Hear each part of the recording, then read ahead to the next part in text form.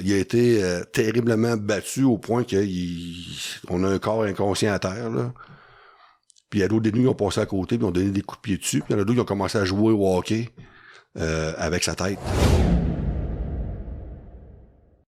T'as rentré, c'est ça, comme t'as dit, là, t'as rentré environ en 2000? 98. En 98, c'est ça, en pleine guerre des motards. Puis tu disais que, tu sais, oui, il y avait des... Ben c'est ça ressemblait à quoi rentrer à cette époque-là? Dans cette époque-là, ça ressemblait à quoi, maintenant, pour nous donner une idée de nous qui n'avons jamais été gardiens de prison ou même rentrés en prison? OK. T'sais? Ben, à ce moment-là, justement, les Hells et les Rock étaient en guerre. Donc, suite à des événements, parce qu'avant que la guerre éclate, ils étaient mélangés ensemble. Comme je disais tantôt, tout le monde était mélangé ensemble. C'est la mafia, les motards, les ci, les ça, tout le monde était ensemble. Là, la guerre a commencé. Ça s'est répercuté à l'intérieur des établissements. Fait que là, on est obligé de prendre, à un moment donné, dire, OK, toi, t'es Hells, t'es là, toi, t'es Rock Machine, tu vas être l'autre bord. On va faire une séparation. Faire une séparation. Fait que déjà, au départ, ça a compliqué un peu les opérations parce que là, t'es obligé de t'assurer que, tu sais, exemple, au centre de soins, mettons, le centre de soins, lui, comme central dans l'établissement, la façon que c'est fait. On n'a rien qu'un, là. Mm-hmm. Ben là, si c'est un gars qui est relié au Rock Machine, qui est au centre de soins, puis le prochain que le médecin doit voir, c'est un gars des Hells, ben là, faut que tu t'assures que tout le monde, on se parle, parce qu'ils peuvent pas... Ils peuvent pas être en contact. Ils peuvent pas se croiser, puis la loi du milieu entre eux autres fait que si c'est un Rock Machine qui tombe face à face avec un Hells, il va falloir qu'il saute dessus. S'il le fait pas, il va falloir qu'il dise pourquoi. Ouais, il va y avoir des comptes à rendre. Il va y avoir des comptes à rendre. Ou sinon, il paraît pour un faible. C'est exactement. Okay. Fait que là, nous autres, faut qu'on travaille en prévention avec ça. Mais de fil en aiguille, ça devient que tous ceux qui sont dans le secteur où il y a des Rock Machines deviennent incompatibles avec tous ceux qui sont dans le secteur où il y a des Hells. Mm. Fait que là, Fait que là, tous ceux après ça, l'administration, mais tous ceux qui avaient à séparer, ils les séparent d'un bord puis de l'autre. Fait que là, ça ressemble à quoi au niveau, après ça, pour, mettons, nous autres ou les détenus qui rentrent, ben, ils ont toujours une étiquette. Mm-hmm. Le gars qui a été dans le secteur avec les Rock Machines, c'était dur de l'intégrer l'autre bord. Tu sais, il fallait des fois qu'on vende la salade en maudit pour dire, ben lui, il part, tu sais... ouais. Tu sais, j'ai déjà vu un détenu, moi, il sort d'un corridor pour s'en aller, je pense qu'il justement était au centre de soins, puis moi, j'étais dans le corridor, puis il arrive un autre détenu qui revient, puis il allait dans un autre pavillon. Lui, il l'a jamais vu, fait que dans sa tête, c'est un gars du pavillon au bout du secteur qui était comme de protection, si tu veux. Fait qu'en le voyant, il a cassé le nez. J'ai entendu clac, le son que ça fait, là, c'est remarquable. Là, nous autres, ça arrive à nos côtés, nous autres, on ramasse le gars, mais menottes pis tout, pis là, je demande, pourquoi tu l'as frappé? Ah, c'est une protection. Je dis, non, il est dans ce pavillon-là. Ah. Ouais, c'est ça, puis eux autres, ils s'en sacrent. Fait que c'est ça, les étiquettes, eux autres, c'est important, tu sais. Ouais. Fait que nous autres, ça nous implique à faire attention, mais là, aujourd'hui... À faire de la gestion. À faire de la gestion, mais là, aujourd'hui, là, on avait 2 groupes, mais là, présentement, dans le Conam, matin, ça doit être autour de 10 groupes différents. Ouais, c'est ça. Puis l'établissement, il est pas fait pour gérer ça. Il est pas fait pour ça. Ouais. Fait que là, toi, t'es toujours sur le qui-vive, là. Ouais. Parce que, tu sais, à un moment donné, t'es toujours d'avoir un horaire précis pour les visites. Tu sais, tel secteur, c'est tel moment, tel secteur, c'est tel moment. Tel secteur va dans le gymnase, tel secteur va à l'école, tel secteur va...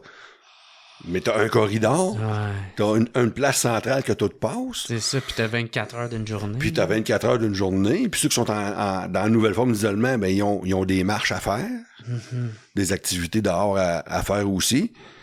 Fait que là, nous autres, on est... je pense qu'il va y avoir bien du monde, on va se reconnaître, là. On se croirait à Yellowstone. On pogne le bétail d'une place, on l'amène dans un autre local. Après ça, on pogne ceux qui sont là, puis on les amène ailleurs. Ouais. Après ça, ceux qui sont là, ben là, les autres vont là. Ben là, à un moment donné, il y en a un qui est demandé au centre de soins, qui lui, ben là, mais là, attention, parce que là, on a un gars de l'autre secteur qui s'en vient. On est toujours sur le qui-vive de même, là. Tu sais. Puis si on fait une erreur, c'est nous autres qui est blâmés. Ouais.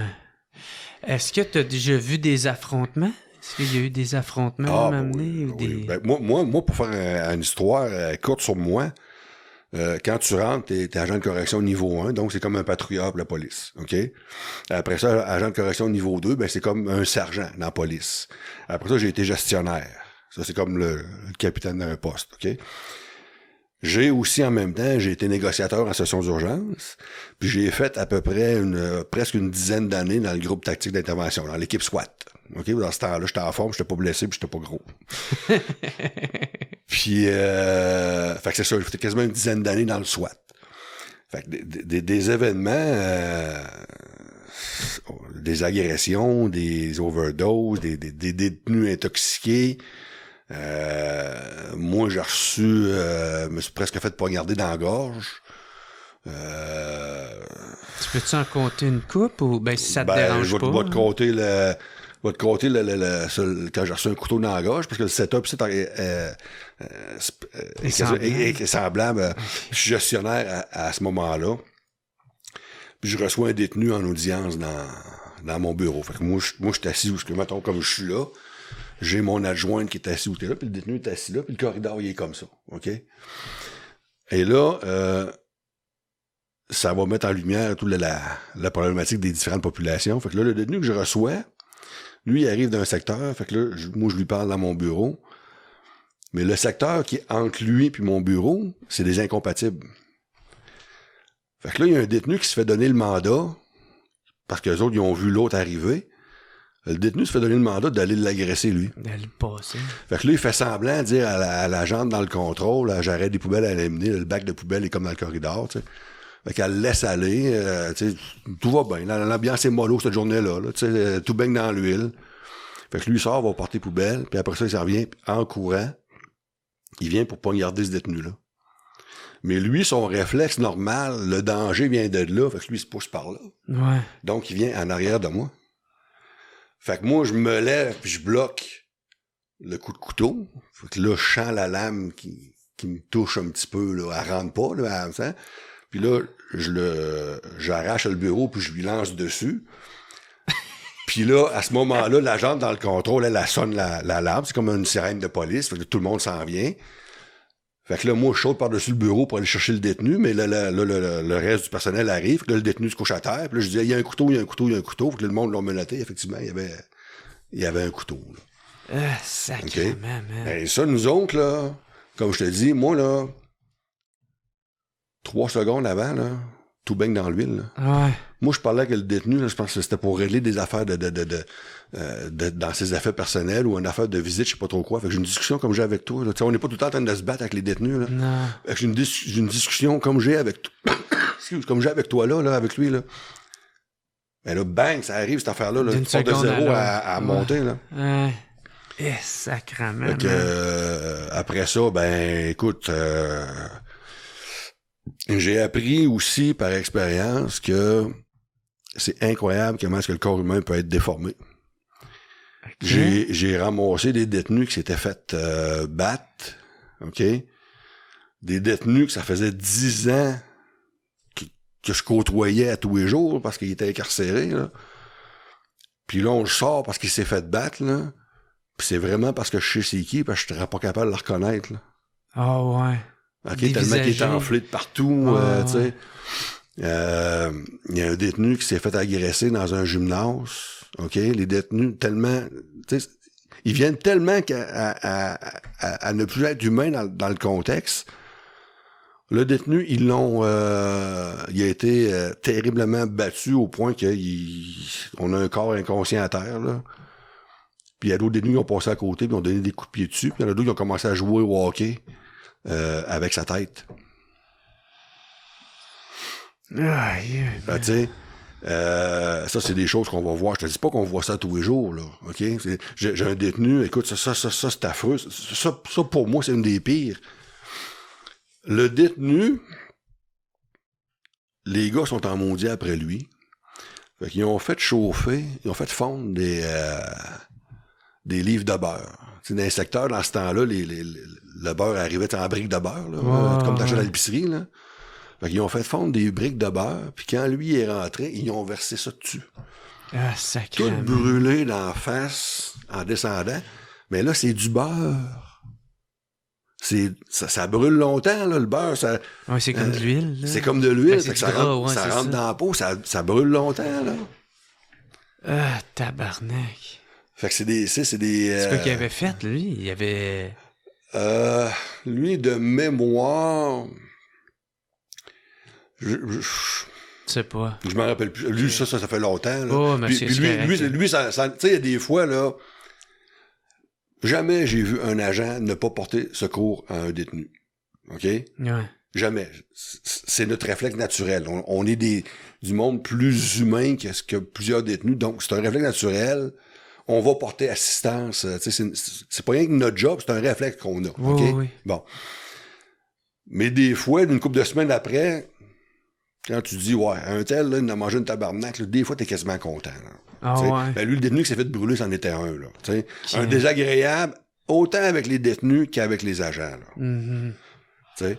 OK. Fait que des fois, bon, mais tu sais, reste que sur le coup, t'interviens, puis là, c'est tabarnak. C'est parce que, tu sais, des fois, t'interviens et tu dis, tu sais, comme là, nous autres, après ça, on a dit, là, t'es un peu, là. Là, on a gelé la place, puis là, on sort toutes les beurres de là, là. Ouais. La direction, ouais, mais non, c'est parce que là, ils ont fait un détenu et s'il me le fait à moi. Ben, c'est ça, là, exact, là. Tu sais, on s'est rendu compte que là, c'était un arme, fait qu'on est obligé de changer la façon de faire. Là. C'est des petits copes de beurre à cette heure que... Puis comment que ça se passe, justement? Est-ce qu'il y a un genre de respect envers les agents correctionnels? Aussi paradoxal que c'est quand je te parlais de la guerre entre les Rocks et les Hells, l'époque où j'ai commencé, il y avait des fois, il y avait certains gars de la mafia, puis il y avait des vrais gars de prison d'habitude qui avaient connu Saint-Vincent-de-Paul, puis il y avait un statut à l'intérieur, là, OK? Mais il y avait ce statut-là avec nous autres aussi.